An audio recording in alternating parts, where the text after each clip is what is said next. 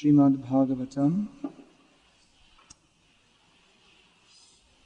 Canto 6, Chapter 16, text number 22, translation and commentary by His Divine Grace Srila A.C. Bhaktivedanta Swami Prabhupada, founder Acharya of ISKCON. Very nice purport. The Supreme Lord is the cause of the cosmic manifestation. He maintains it after creation, and after annihilation, the Lord is the reservoir of everything. Very nice purport, because in a few words, Prabhupada is summarizing the whole situation of the Absolute Truth. The Absolute Truth is the subject matter of philosophy. That is what is actual philosophy. Philosophy means to find out what is the Absolute Truth. Of course, there may be so many different factors within that philosophy. Sometimes we hear about sex philosophy or social philosophy. So that may be also some kind of philosophy. But the ultimate aim of philosophy is to find what is the ultimate cause of everything. What is the substance underlying everything? What is the meaningful factor? We see in this world, anyone who's a little bit philosophically inclined can see that although there appears to be much meaning in this world, at the same time it appears to be meaningless. This is a contradiction. That there is design, there is motivation, there's design in the universe, there's motivation, every living being is motivated. Where is food? Where is sex? How can I become the biggest dog or the biggest rat or the biggest businessman or the biggest sportsman?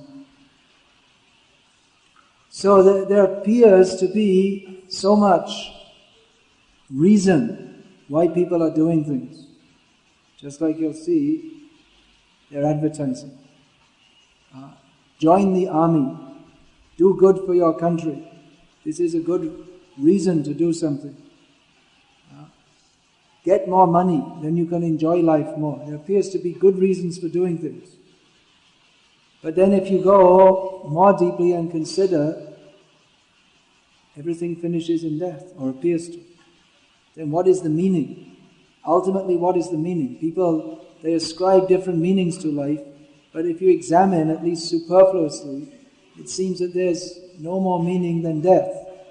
And even some philosophies, so-called philosophies, are built on that, just like Charvak. His whole philosophy is built on the assumption that bhasmi bhutasya dehasya. You see, the body is burned at the time of death. Then, kim agamano punarbhavet. We won't come again.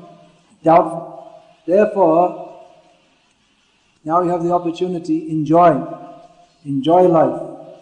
So he was a pious, or not pious, there's no such thing as a pious atheist, but less wicked atheist. So his idea of life is get some ghee, have a feast, without offering it to Krishna. So he's an atheist. So much so-called philosophy is built on this idea that the only meaning to life is be here now, enjoy life. But one who looks more deeply, he will consider that there must be more meaning to life than simply eat, sleep, drink, be merry and enjoy, for tomorrow we shall all be dead. Seeing there's so much order in the universe, seeing as there is the natural intellectual inquiry of cultured and intelligent people as to animals. So that is one indication that there is more to life than simply eat, sleep and drink.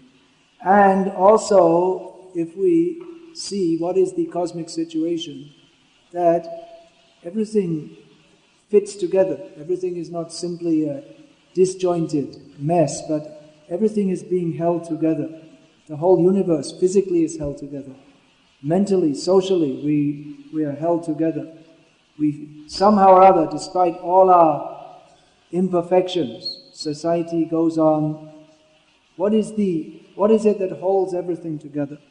So the Vedic philosophers, they have taken the clue from the Vedas that everything is held together the ultimate underlying factor is the Supreme Brahman, as is described in this verse, and is described throughout the Vedas. Yato va imani bhutani jayanti, jena jatani jivanti, yat prayantyapi samvishanti, tad vijigyasasva, tad brahmeti. The absolute truth is that from which everything emanates, that in which everything is, here the word is given, tishtati, the same idea is given in this verse, that in which everything exists, and that into which everything goes at the time of dissolution.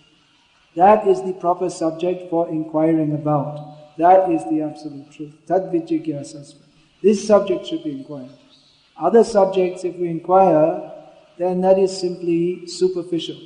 Just like so many endeavors, how to be happy in this material world, how to solve economic problems, how to solve pollution problems, how to solve social problems. But all these are superficial inquiries, important as they may seem. If we look in the newspapers, we'll see that more cultured, intellectual, intelligent people, they are interested to solve the problems of the world. And to this end, they write in newspapers. They make planning commissions. They make studies in the universities, how to control the pollution, they'll make big studies, how to control crime. They'll make big studies, and as they're making their studies, more the crime is increasing. And they make their studies and they give suggestions, and the crime goes on increasing. But anyway, even if they could decrease the crime, that in itself would not be the ultimate point of philosophical inquiry. Because even if you make heaven on earth, which is not possible, even if you make a society, utopian society, in which everyone is very nice and very kind and loving and pleasing in their dealings, still, janma, mrityu, jara, vyadhi, that you cannot solve this problem. You cannot solve the problems of repeated birth and death, and within birth and death, disease and old age. Therefore, the real subject of philosophical inquiry should be how to overcome this problem, how to overcome the problem of birth and death. And that problem, that is the Vedic philosophers have given us, that problem is solved by understanding our existential position. These two important there are so many important philosophical questions, actually important. So these questions, what is the underlying source of everything? As Prabhupada notes in the beginning of his Bhagavatam, purports that any intelligent person, he will, just by seeing the stars in the sky at night, he will consider that what is everything all about anyway? What is the source of the cosmic manifestation? What is the meaning of the cosmic manifestation? If we, just by looking at the stars at night, you see how vast is the universe, how small are we, then what is our position in this universe? What are we striving for? Any intellectually minded person will think like this. So that is one very relevant point of philosophical inquiry. Then, another relevant point, Kiyami, Kinayama, Jare Tapa Troy. Sanatana Goswami asked Chaitanya Mahaprabhu, who am I? Why am I suffering the threefold miseries of material life? Is it other relevant inquiries? Who am I? No one is asking this question. Who am I? Everyone just assumes in the bodily concept of life, I am this body. Who am I? And why am I suffering the threefold miseries? This is intelligent inquiry. That we're trying to solve our economic problems, our social problems, our pollution problems, our political problems. But what about solving the death problem? People are very concerned how to open hospitals. This doesn't solve any problems actually. It doesn't solve even the disease problem. As Prabhupada noted in that book, that Vairagya Vidya, that was made into a book, that if you open hospitals, simply you'll find more patients. the number of patients will increase. If there are low hospitals, people think, well, I've got a pain in my back. All right, I've got a pain in my back. But then he thinks that, oh, there's a big hospital, let's go and get some treatment. And they'll admit you for 7 days and drop something into your body and take tests and charge you 5,000 rupees a day. And you'll come out and maybe your back will be better and maybe it won't be. No, but anyway, by increasing the number of hospitals, you certainly don't solve the disease problem. If the disease problem is being solved, then we should be opening less hospitals. But instead, they're opening more. And it certainly doesn't solve the death problem. You may die with different tubes sticking out of your body and different graphs showing today he had this much food, today he had this much food, today he had this much food, and today he died. So you may have graphs showing your scientific progress towards death. But you don't solve the death problem by opening hospitals. Therefore, a really intelligent person, he tries to find out what is that goal of life which cannot be obtained even by, if you think, well, I have to die, so let me go to the heavenly planets. Let me go to Brahma Loka. But Narad Muni, he advises us in the Bhagavatam that a really intelligent and philosophically inclined person, he will strive for that goal which is not obtained even by going to Brahma Loka. He will try to get free from birth and death. So these important points of philosophical inquiry, these important points for which we have been awarded this human form of life. This human form of life has not been awarded for ice skating or watching television or even for becoming a very artistic person or becoming an expert musician. This human form of life has been awarded for understanding who we are and getting free from the cycle of birth and death, for making these philosophical inquiries. So, philosophical inquiries, who am I?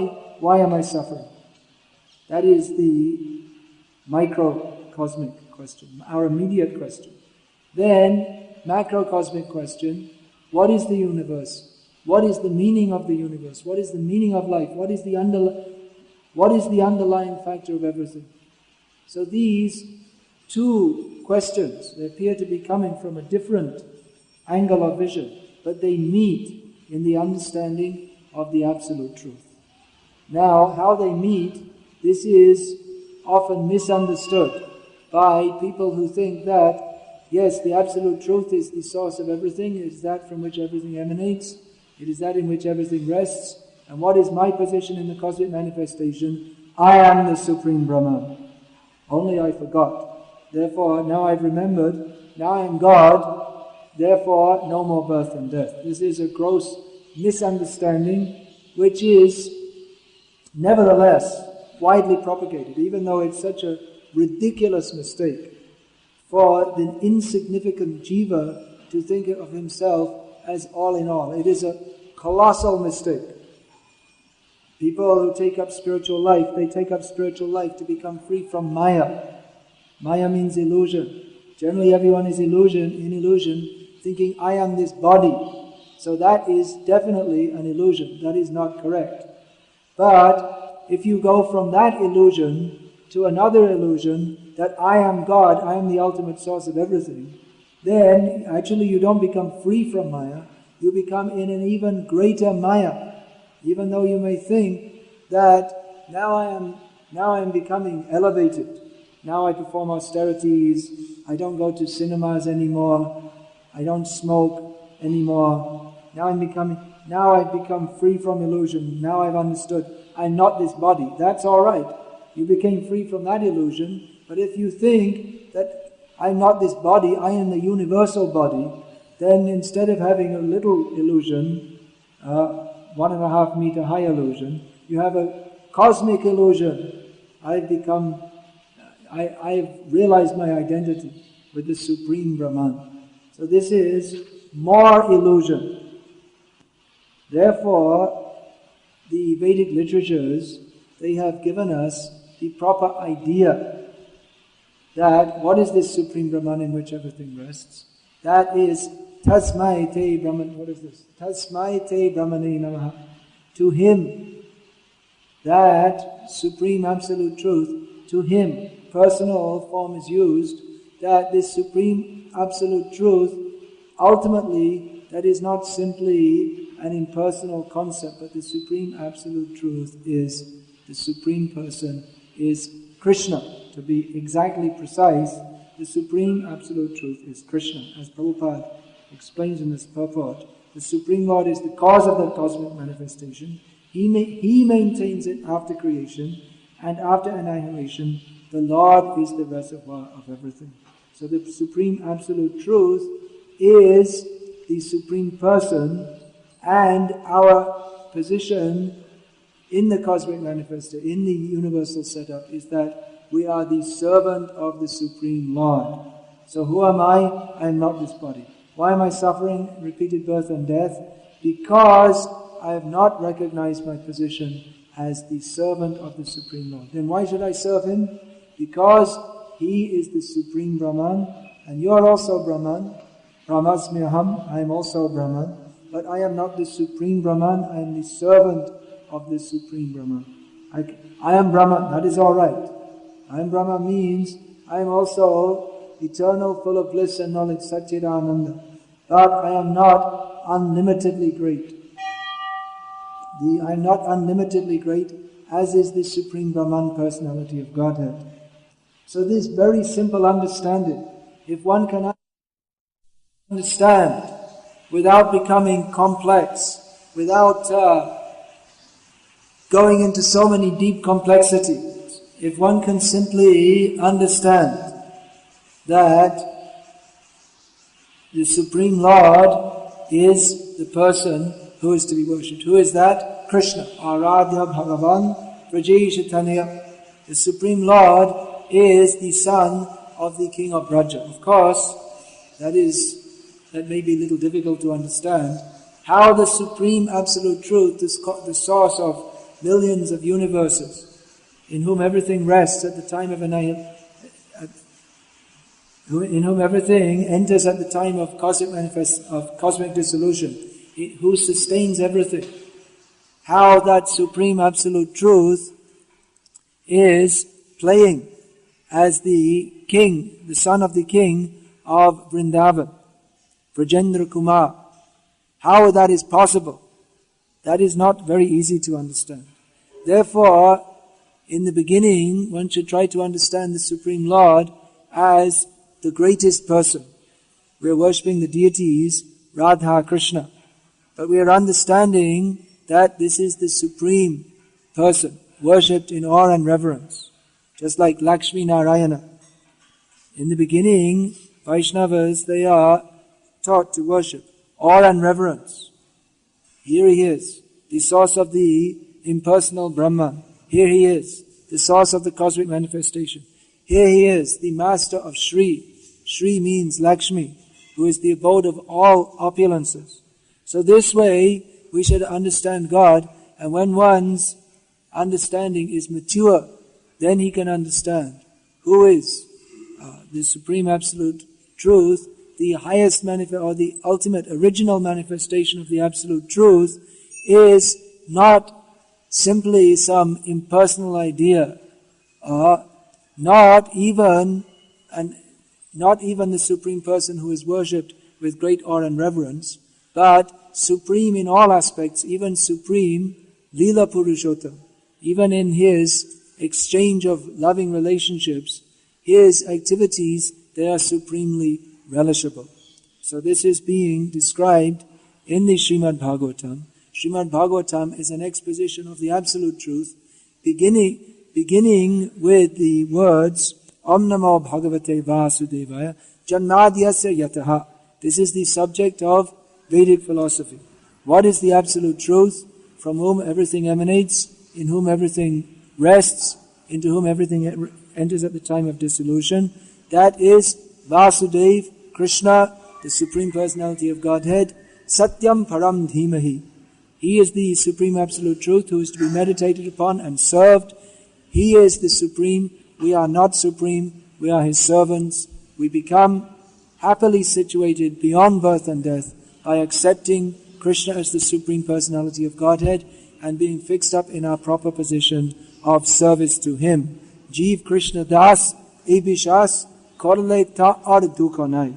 As Prabhupada has summarized the whole philosophical situation in these few words in his purport, again Bhaktivinoda Thakur has summarized how to be happy.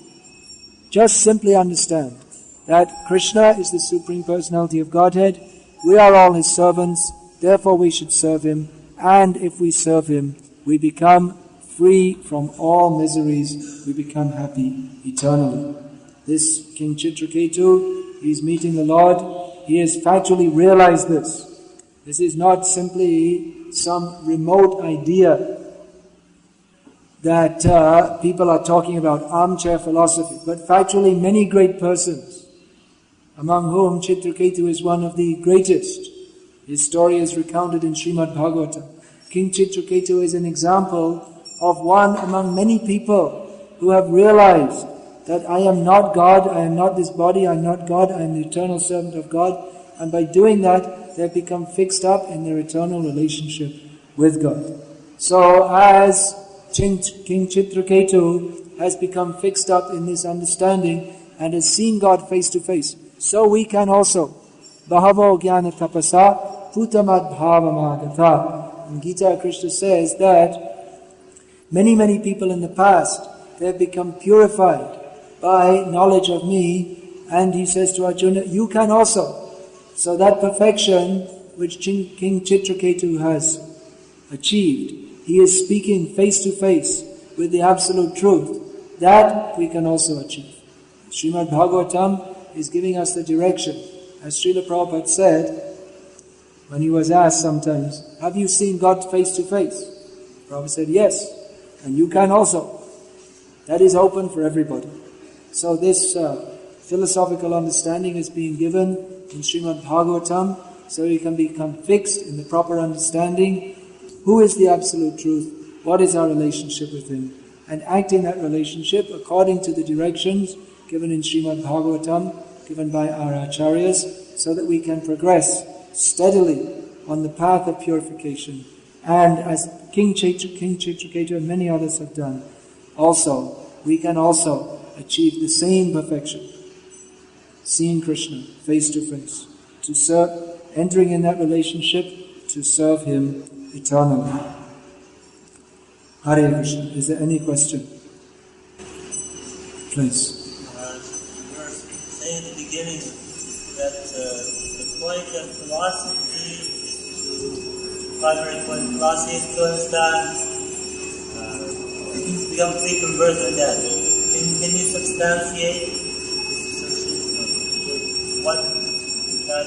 How is that the basis of philosophy? No, actually in the beginning I said that philosophy, the point is to understand the absolute truth.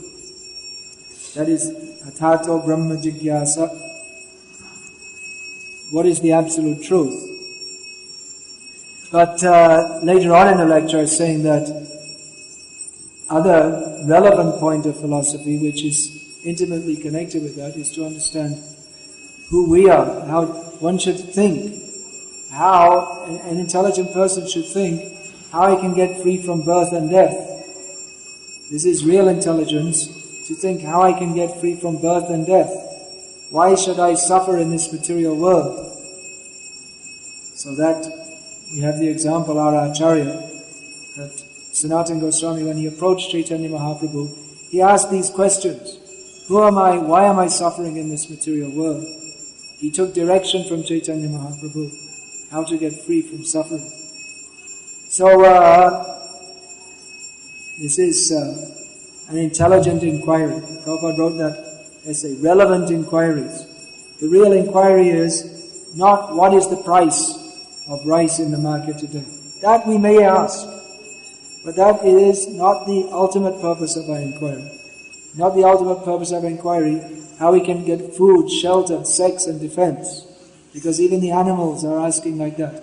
But the real purpose of inquiry is, what is that? Shota Vyadini Rajendra Nrinam Santi Sahasrasha Apashyatam atma tattvam griheshu grihamedinam. People who are like animals, who are grihamedis, simply living for the purpose of eating and sleeping. They don't make these inquiries. Atma tattva. They never inquire into what is the nature of the soul. So these inquiries should be made. These are the first words of Shukadeva Goswami.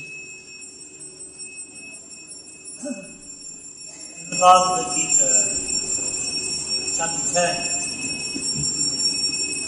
the Lord says, Gandharvanam Chitraratha. So it just occurred to me that Chitraratha must be also Chitraketu.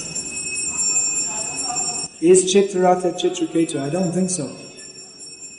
It may be, but as far as I've read... He was the king of the Gandharvas. At one point? It may be. I don't know. I've never read such a thing. That you'd have to research.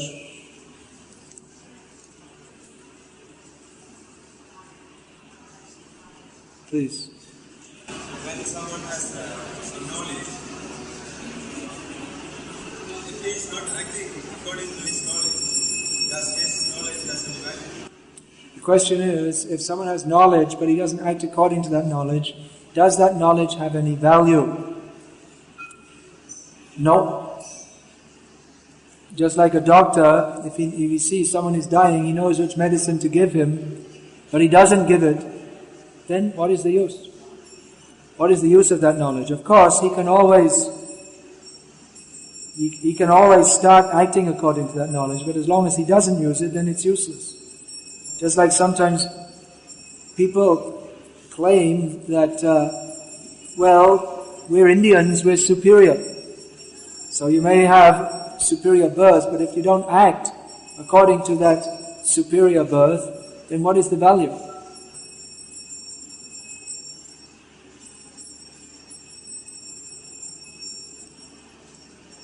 Srimad Bhagavatam ki jai.